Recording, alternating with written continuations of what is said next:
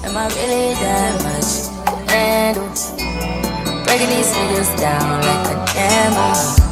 You don't really know you are. Halo teman-teman, welcome back to my YouTube channel. Di video kali ini saya akan membahas mengenai rangkuman dari bab 7 dengan judul buku Research Design oleh John W. Creswell. Selamat menyaksikan.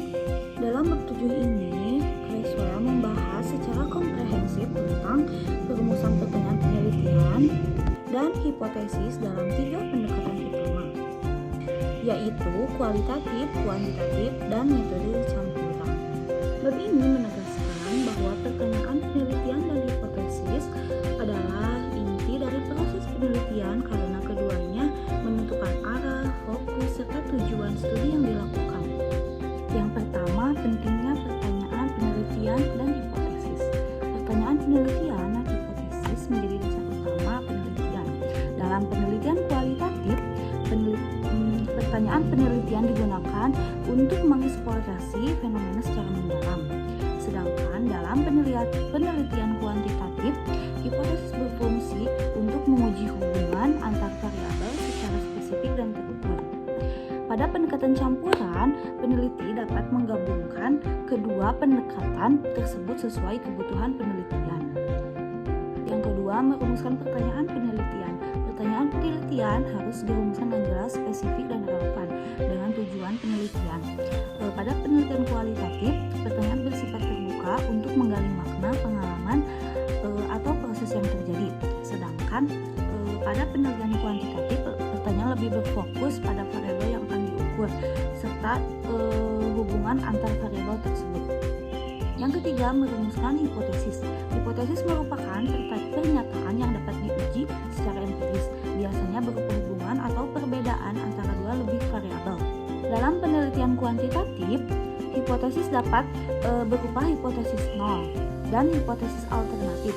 Peneliti harus memastikan bahwa hipotesis dapat diuji dengan data yang dikumpulkan serta dianalisis secara statistik. Yang keempat, struktur pertanyaan dan hipotesis. Creswell menekankan pentingnya penyusunan pertanyaan penelitian dan hipotesis secara sistematis sesuai dengan desain yang dipilih, baik kualitatif, kuantitatif, dan campuran. Pada peneliti campuran, peneliti dapat membuat pertanyaan untuk masing-masing pendekatan, kemudian mengintegrasikannya dalam satu kerangka penelitian. Yang selanjutnya, contoh formulasi.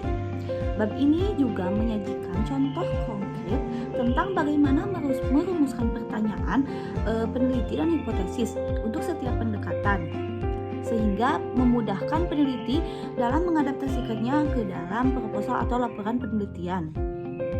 Kesimpulannya dari bab ini menegaskan bahwa perumusan pertanyaan penelitian dan hipotesis yang baik merupakan fondasi utama setiap penelitian. Peneliti harus mampu menyesuaikan format dan isi pertanyaan atau hipotesis dalam pendekatan metodologi yang digunakan agar peneliti menjadi terarah, fokus, dan dapat dipertanggungjawabkan. Sekian kesimpulan dari bab ini. See you next time. Bye.